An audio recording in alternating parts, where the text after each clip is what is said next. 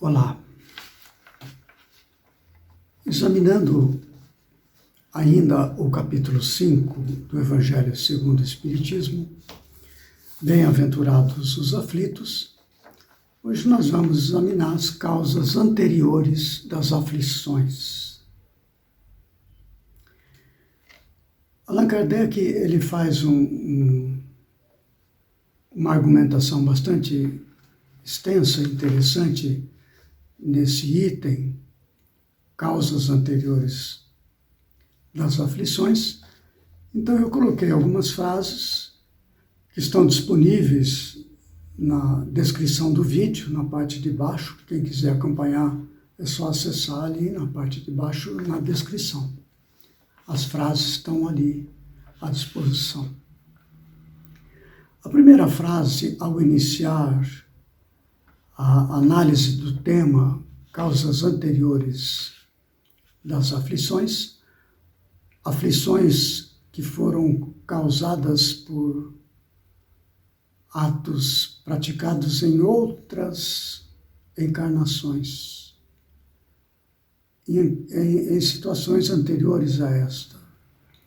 Então ele inicia a sua análise com a seguinte frase: mas se há males nesta vida cuja causa primária é o homem,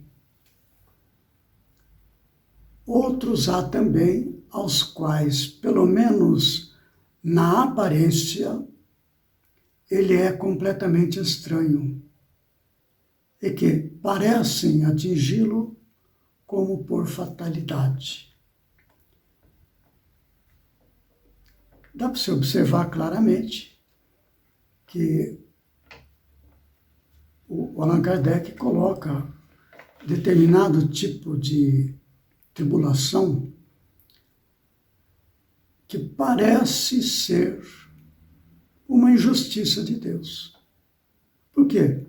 Se a pessoa nada fez de mal nesta vida, nessa encarnação, que viesse a resultar como consequência uma aflição na vida da pessoa, se ele nada fez de mal nesta vida, então só pode ter sido feita em outra vida. Aqui eu quero fazer uma colocação que facilita o nosso entendimento da lógica deste tema. Pode-se afirmar com simplicidade que todos nós vivemos uma só vez. A vida é uma só. As encarnações são muitas. Então, este entendimento nos leva a compreender a lógica dos fatos. A vida é uma só. Desde que Deus nos criou simples e ignorantes, a partir deste momento, vivemos pela eternidade. A vida não tem fim. Agora, nós passamos por várias encarnações para ter a experiência e evoluir nessas encarnações mais grosseiras, aqui, né, na vida no corpo físico. O corpo, ao final de uma jornada, acaba morrendo, mas a pessoa continua viva. Então, a justiça de Deus, ela é sempre a mesma. Se ela vale para nós analisarmos que nesta vida fizemos o mal e por esta razão fazemos jus às aflições decorrentes desse mal, o mesmo acontece se esse mal fizemos em outra ocasião, porque a vida é a mesma. A justiça de Deus é a mesma, não muda nunca. Se nós fizemos o mal, então nós estamos fatalmente destinados a viver as consequências desse mal. E a outra questão, esta é uma delas, a vida é uma só. mas nós temos diversas encarnações. A outra é que Deus é o poder absoluto, a bondade absoluta, a justiça absoluta. Se não for assim, não é Deus. Se nós admitimos a justiça de Deus, então o poder, a justiça e a bondade sempre serão a sua manifestação. Esses dois elementos serão sempre utilizados para nós analisarmos a nossa vida diante dos fatos. Então veja, Allan Kardec, quando ele fala parece, é na aparência, ele está se referindo a isso. Quando nós analisamos os fatos apenas sob o ponto de vista de uma única encarnação, sim, aí nós achamos, não, mas isso está correto. Como é que essa pessoa não fez nada de mal e sofre, e a outra pessoa que é maldosa não sofre nada? Isso é uma injustiça. Então não faz sentido. Para nós, Deus é justiça permanente, é misericórdia permanente, é poder o tempo todo. Então veja, o Allan Kardec coloca na sequência alguns efeitos que a gente pode observar que certamente não foram causados por atos praticados nesta encarnação. Veja só, a perda de entes queridos e a dos que são o amparo da família. Os acidentes que nenhuma previsão poderia impedir. Os reveses da fortuna que frustram todas as precauções aconselhadas pela prudência. Os flagelos naturais.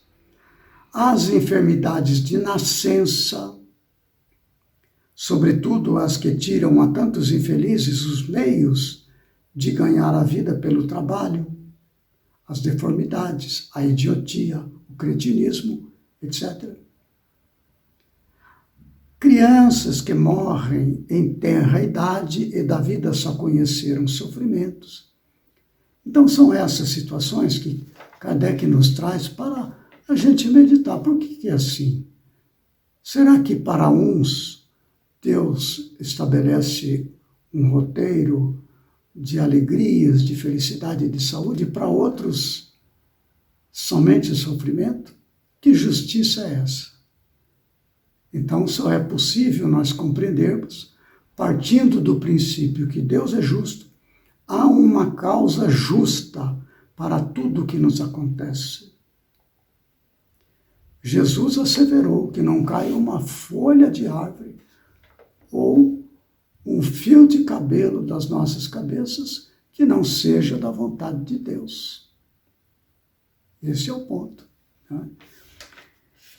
Ele afirma, então, na lógica de Kardec, conforme nós já tínhamos visto no vídeo anterior, que fala das causas atuais, né, das aflições, ele fala assim, que todo efeito tem uma causa.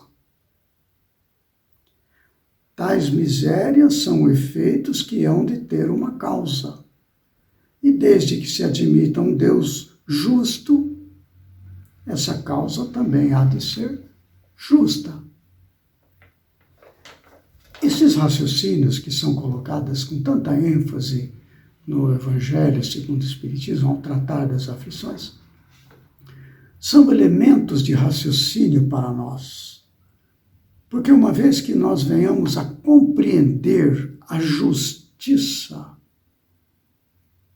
de todos os fatos que nos acontecem, nós podemos enfrentá-los com mais serenidade, com mais tranquilidade, sem revolta, agindo com resignação diante da vida. Conhecendo estes fatos, a vida se torna menos sofrida. Ainda que as dores não se afastem, elas virão porque são resultados de causa, são efeitos gerados por uma causa, o sofrimento é menor, não é? Ele coloca aqui algumas causas, e aí nós podemos analisar a nossa própria situação. Veja aqui algumas causas que geram os efeitos que acabamos de analisar antes. Se uma pessoa foi dura e desumana, poderá a seu turno ser tratado duramente e com desumanidade. Por que isso? Ele diz, se foi orgulhoso, poderá nascer em humilhante condição. Se foi avaro, egoísta, ou se fez mau uso de suas riquezas, poderá ver-se privado do necessário. Se foi mau filho, poderá sofrer pelo procedimento de seus filhos, etc. Por que razão isso? Seria então um castigo? Não, absolutamente não é castigo. É um ato de misericórdia divina, e vou explicar por quê. João, o evangelista, diz que na sua carta, na sua primeira carta, diz que Deus é amor e que nós vivemos mergulhados em Deus. Nele nós existimos, como diz Paulo de Tarso, não é? Então, se o amor é a meta suprema da caminhada do ser para adentrar o reino dos céus, nós podemos analisar da seguinte maneira: qual seria o oposto de amor? Amor fraterno, não é? Este amor celestial, este amor divino. Qual é o oposto? Nas relações humanas, na relação da nossa pessoa para com tudo o que nos envolve. É a indiferença. Quando nós examinamos o sofrimento alheio com indiferença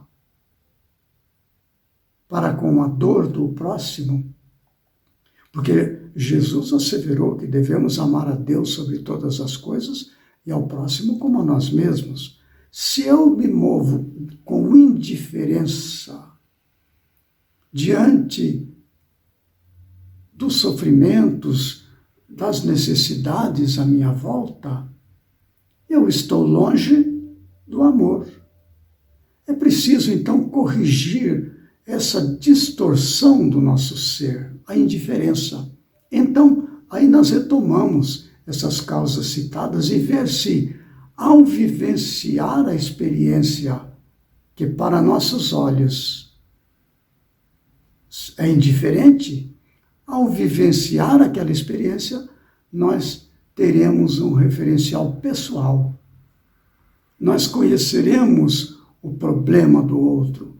Nós saberemos o quanto aquilo é sofrido e nós modificamos o nosso íntimo. Esse é o objetivo. Veja que então diz ali, se foi mau filho, poderá sofrer pelo procedimento de seus filhos.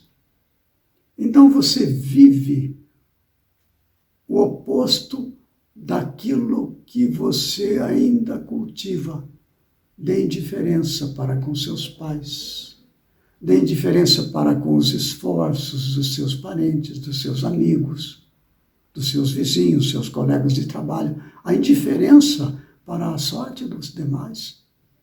Para corrigir esta postura, Deus nos proporciona a oportunidade de viver aquelas experiências para despertar em nós a sensibilidade, amar a Deus sobre todas as coisas, amar o próximo como a nós mesmos, olha só. Então, tudo isto que nós estamos analisando sobre causas atuais, causas anteriores das aflições, são atos divinos de amor para conosco, para que venhamos nos ajustar à lei de amor que rege a vida em todo o universo. Kardec prossegue ainda, ele diz o seguinte, ainda dentro desse contexto do amor divino, não é? Para com o pecador.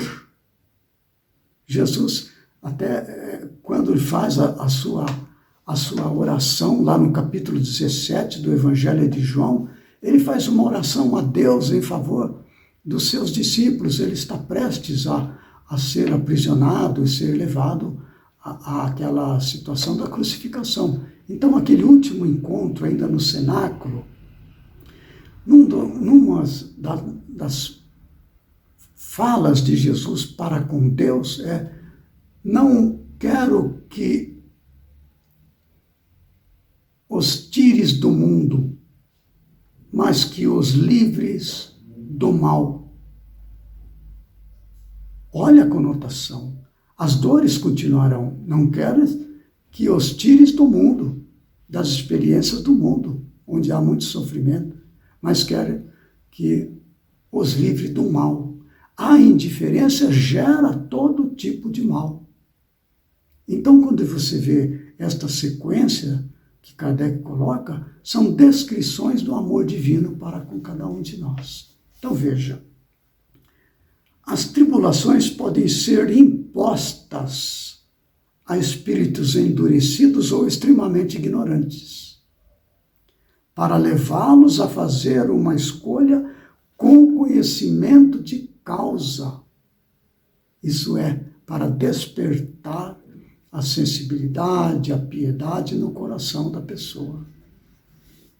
Os espíritos penitentes, aqueles que estão arrependidos e querem reformular a sua trajetória de vida, os espíritos penitentes, porém, desejosos de reparar o mal que hajam feito e de proceder melhor, esses as escolhem livremente. Veja como a liberdade espiritual está relacionada com a evolução espiritual. Quanto mais evoluído é um espírito, mais livre, por mais ajustado que esteja, então, às leis de Deus.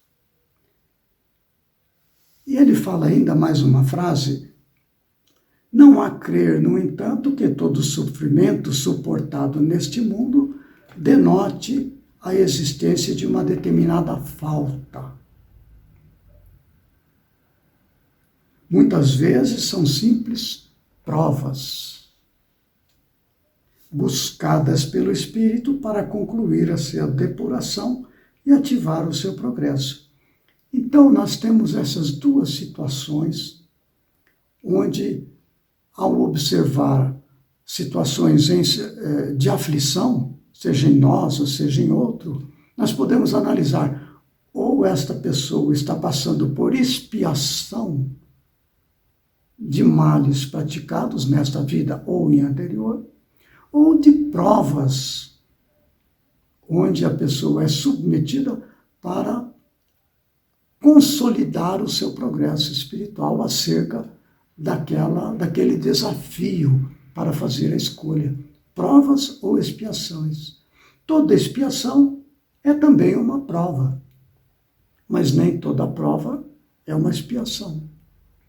Então, quando nós vemos alguém em aflição, não é necessariamente que a pessoa está passando por uma expiação.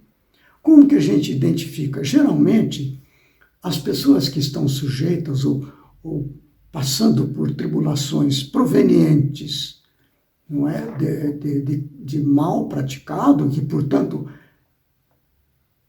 é uma expiação, geralmente esse é aquele que está rebelde, ele não aceita, reclama e é rebelde contra Deus. Essas pessoas que não aceitam as situações, buscam fugas, buscam rebeldias, não é? Reagem mal. Geralmente, esses casos são pessoas passando por expiação. Nem todos, porém. Há casos de pessoas em expiação que conscientemente a aceitam e conseguem suportar com dignidade, né? Prosseguem a vida sem revolta contra Deus, sem ficarem reclamando. Então, há estas posturas onde nós podemos identificar, tal pessoa não aceita, está em revolta, está isso, está aquilo. Então, essa pode saber, está em processo de expiação de faltas praticadas no passado, seja nesta encarnação, seja em outra. E, finalmente, Kardec faz mais uma frase, nesse item correspondente a causas anteriores das aflições, eu tirei mais uma frase que é a seguinte: as provações da vida os fazem adiantar-se espiritualmente, né? Quando bem suportadas. Aqui vai um alerta para nós. Porque se nós estamos vivendo uma injunção de aflição e nós nos rebelamos, então nós podemos perder a oportunidade de ter que voltar e fazer de novo, passar por aquela experiência de novo. Então aí entra a resignação, que nos ajuda a nos libertar daquilo que provocamos para nós próprios. Como expiações, elas apagam as faltas e purificam. Então, seja por provas ou por expiações, são bênçãos divinas que fazem com que nós avancemos espiritualmente, se suportarmos com paciência e resignação, não é? Ou quitamos nossa consciência para conosco mesmo, não é? Nos libertando daquilo que provocamos de mal em nós.